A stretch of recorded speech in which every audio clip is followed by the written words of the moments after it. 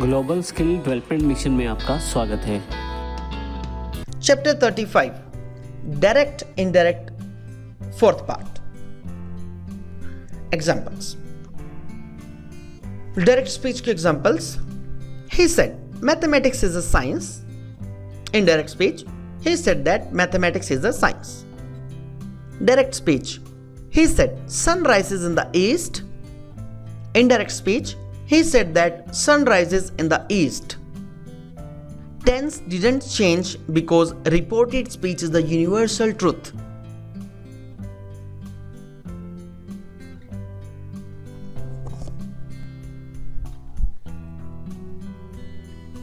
आपने इन वाक्यों में एक बात पर ध्यान दिया होगा कि हमारे पास जो भी स्टेटमेंट दी गई है, यानी कि जो स्टेटमेंट हमारे पास डायरेक्ट स्पीच में दी गई है, सेम वही स्टेटमेंट हमारे पास इनडायरेक्ट स्पीच में हमने एज इट इज लिख दी, केवल उसको दैट से कनेक्ट कर दिया। दोबारा से एग्जांपल देखेंगे।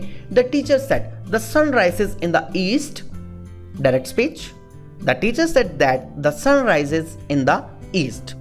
इसके पीछे रीजन ये है कि जब भी हमारे पास डायरेक्ट स्पीच में किसी भी प्रकार का कोई भी यूनिवर्सल ट्रुथ, यानी कि सर्वमान्य सत्य है, सर्वमान्य सत्य मीन्स ऐसा सत्य जिसको झुटलाया नहीं जा सकता, जब वो दिया हो तो हमारे पास इनडायरेक्ट स्पीच में भी एज इट इज उसको ही लिख देंगे, एज इट इज उसी स्टेटमेंट को हम लिख देंगे, केवल दोनों के दोनों शब्दों को, केवल दोनों के दोनों वाक्यों को, यानी कि जो हमारे पास कॉमा कॉमा को हटाकर हम दैट लगाया करते थे, केवल वही हम दैट लगा देंगे, बाकी स्टेटमेंट एज इट इज हमारे पास आ जाएगी।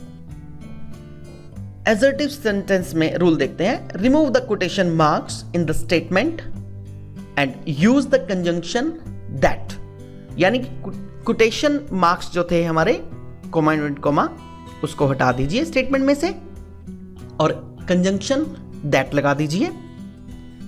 चेंज द रिपोर्टिंग वर्ब से टू इनटू टेल। से टू को टेल में कन्वर्ट कर देंगे और रिपोर्टिंग वर्ब सेड टू को टोल्ड में कन्वर्ट कर देंगे।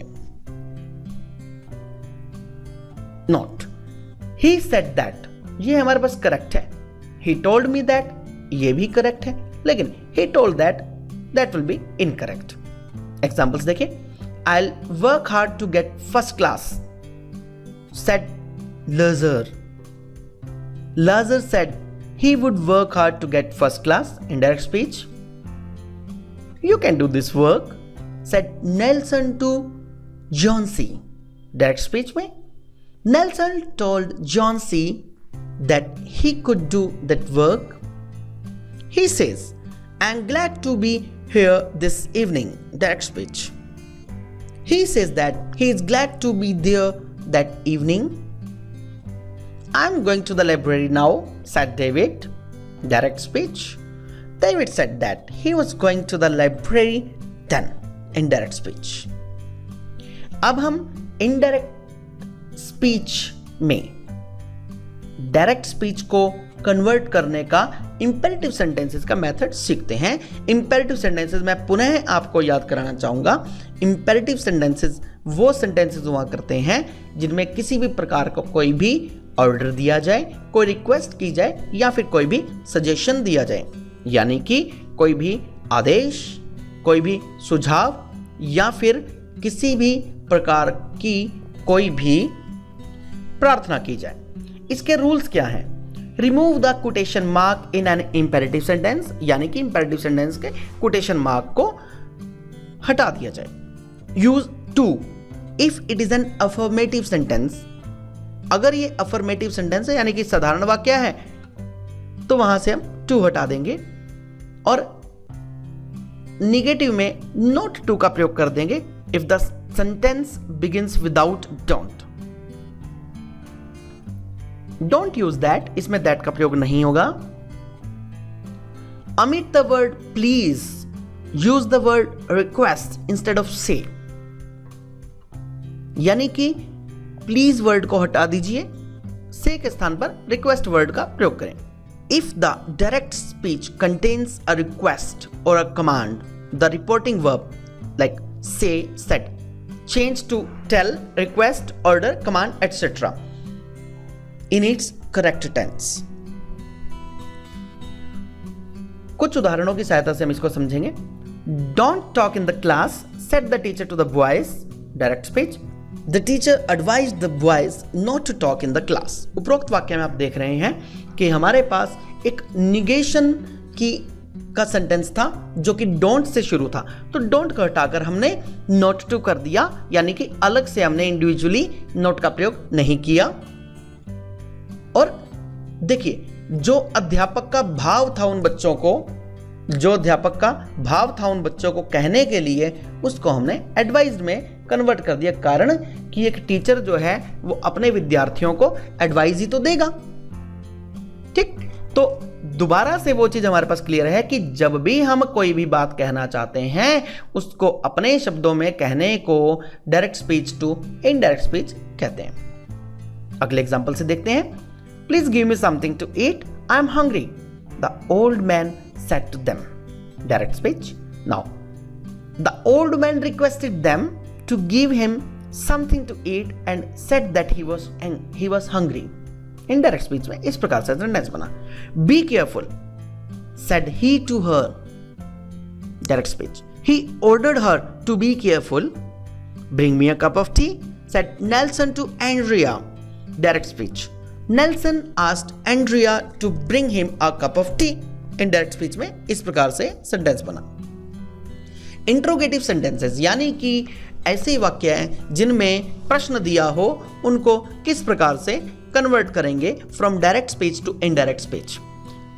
First rule, that is remove the quotation marks and question mark in the interrogative sentence. यानी कि जब हम डायरेक्ट स्पीच से इनडायरेक्ट स्पीच में कन्वर्ट करेंगे तो हम कोटेशन मार्क को हटा देंगे, वो तो एक रूल है। लेकिन इसके साथ साथ जो हमारे पास इंट्रोगेटिव साइन है उसको भी हम वाक्य के अंत में से हटा देंगे। यूज इफ और weather if the sentence inside the quotation marks begins with the helping verb, auxiliary verb। यानी कि अगर हमारे पास दिए गए वाक्य के बिगिनिंग में किसी भी प्रकार की कोई भी हेल्पिंग वर्ब, जैसा कि is, am, are, was, were, has, have, had, अगर ऐसा कुछ दिया हो तो हम उसको हटा देंगे और वहां पर या तो इफ का प्रयोग करेंगे या फिर वेदर का प्रयोग करेंगे। नेक्स्ट रूल, अगर हमारे पास इंट्रोगेटिव वर्ड दिया हो कोई भी वाक्य के शुरू में जो कि WH फैमिली से संबंधित हो, what, when, where, why, who, whom, whose, which, now, etcetera, इनमें से कोई भी शब्द हो, तो हम वाक्य की शुरुआत में केवल वही इंट्रोगेटिव वर्ड यानी कि वही WH फैमिली लगाएंगे। इस स्थिति में इस सेंटेंस की स्टार्टिंग हम इफ से या फिर वेदर से नहीं करेंगे। डोंट यूज दैट, यानी कि जब हम इसको इंट्रोगेटिव की सेंस में इनडायरेक्ट सेंटेंस बनाएंगे तो हम दैट का प्रयोग नहीं करेंगे। चेंजिंग द रिपोर्टिंग वर्ब, जो हमारे पास रिपोर्टिंग वर्ब है यानी कि फर्स्ट स्टेटमेंट हमारे सेंटेंस की जिसके अंदर हमारे पास से या सेट दिया हो, that will be converted into ask और इंक्वायर। आस्क में या इंक्वायर में कन्वर्ट हो जाएंगी। omit helping verbs like do, does, did, but don't omit them when they are with not. do, does या did इस प्रकार की हेल्पिंग वर्ब को हम हटा देंगे, लेकिन जब वो नोट के साथ फॉलोड हो तो हम उनको नहीं हटाएंगे। Examples, won't you help me to carry this box? I said to my friend, direct speech. I asked my friend if he would not help me to carry that box. Mohan said to Stalin, why didn't you attend the meeting yesterday? Mohan asked Stalin why he had not attended the meeting the day before. How often do you go to the theater? Said David to John. David asked John how often he went to the theater. Muhammad said to Sultan, do you like mangoes? Muhammad asked Sultan if he liked mangoes. Now, अब हम एक WH family के part का अध्ययन करेंगे। WH family यानी कि वह परिवार जो कि प्रश्न पूछने के लिए प्रयोग किया जाता है, वह शब्द, उन शब्दों का समूह जो कि प्रश्न पूछने के लिए प्रयोग किया जाता है। पहले भी हम इनका यूज जो है करते आए हैं। आज हम अब डिस्कस करने जा रहे हैं use of which. Which means कौन सा या कौन सी। इसका हिंदी में शाब्दिक अर्थ है कौन सा या कौन सी या कौन से। ये किस चीज के लिए यूज हुआ करता है? इसका प्रयोग करते हैं to know about a selection, यानी कि किसी भी प्रकार के सिलेक्शन के लिए, चयन के लिए, कुछ चुनने के लिए। इसका फार्मूला है विच प्लस हेल्पिंग वर्ब, यानी कि वही हमारा सर्वमान्य फार्मूला जो कि मैक्सिमम WH फैमिली के तुरंत बाद हेल्पिंग वर्ब लगने वाला है। सेम वही फार्मूला हमारे पास यहां पर प्रयोग होगा। Which plus helping verb plus subject plus rest sentence plus question mark. Which is your house, तुम्हारा घर कौन सा है। विच इज योर शॉप, तुम्हारी दुकान कौन सी है। Which is your uncle, which class do you read, which was your book, which book do you like, which book are you reading on Monday, which class do you read in. इसको हम ऐसा भी बोल सकते हैं, in which class do you read, which book were they reading last some days, which toy did she like most, which country the terrorist attacked, which book had they purchased yesterday, which book will you borrow from your friend, which is your priority, which book had you been reading for last some days. This is all about. Now we will discuss about situational conversational exercise. इसमें हम एक मित्र दूसरे मित्र से अगर कुछ पैसे उधार मांग रहा है तो उस सिचुएशन को दर्शाया गया, उस सिचुएशन को हम डिस्कस करने जा रहे हैं। इसमें हमारे पास दो कैरेक्टर हैं, एक कैरेक्टर सुधीर और दूसरा मित्र है Dev. Sudhir, hi Dev, how are you. Dev, I am fine thank you, what about you. Sudhir, same here, will you please do me a favour, यानी कि क्या तुम मेरी एक हेल्प करोगे, क्या तुम मेरी एक सहायता करोगे। देव, या, what is that. Sudhir, could you lend me rupees 200 only for purchasing books? Dev, okay, no problem, take it. Sudhir, thanks a lot. Dev, you are welcome.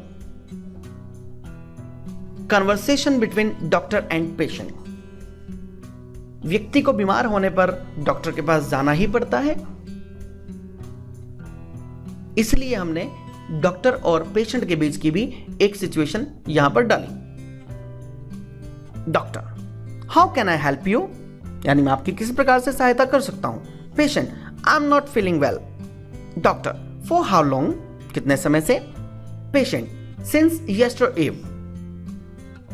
Doctor, what is the problem. Patient, I am suffering from continuous headache and fever. Doctor, do you have cold also. Patient, yes doctor. Doctor, it sounds as you are suffering from flu. Patient, okay. Doctor, see here, take the medicine for 2 days and come after 2 days for health examining. Patient, okay doctor, thank you. Doctor, okay, get early recovery.